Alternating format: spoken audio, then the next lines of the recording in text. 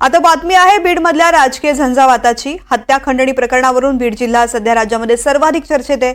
अशामध्ये आज बीडमधील जिल्हा नियोजन समितीची बैठक अजित पवारांच्या अध्यक्षतेत पार पडली आहे। या बैठकीत बीडमधील चुकीच्या कामांची चौकशी होणार असल्याचे निर्देश अजित पवारांनी दिलेत, तर अतिरिक्त कामं कशी मंजूर केली असा सवालही त्यांनी केलाय।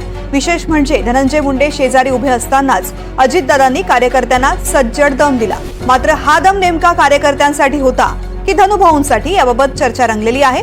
अजित पवारांनी कार्यकर्त्यांना कोणत्या गोष्टी टाळण्याचा सल्ला दिलाय पाहूयात।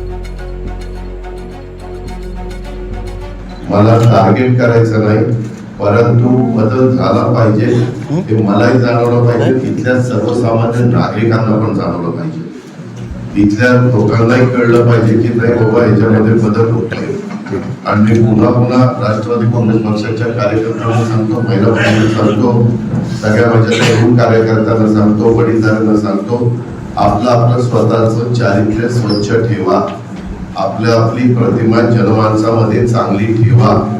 चुकीच्या प्रवृत्तीची लोक आपल्या आजूबाजूला अजिबात राहता कामा नये।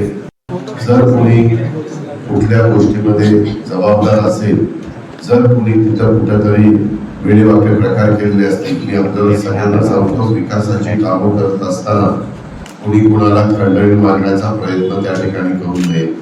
माझ्या ते कानावर आल्यानंतर त्याच्यामध्ये मकोका लावायला पण मी मागं पुढे बघणार। मी बघतो कधी कधी टीव्हीला वगैरे दाखवलं जातं चॅनलला, कोणी रिव्हॉल्वर काढतं, वर काही रिव्हॉल्वर उडवतात, कोणी इतर रिव्हॉल्वर वगैरे लावून फिरतात। मी डिपार्टमेंटला सांगणार आहे, जे कोणी वर रिव्हॉल्वर वाहून फिरेल त्याचं लायसन कॅन्सल करायचं।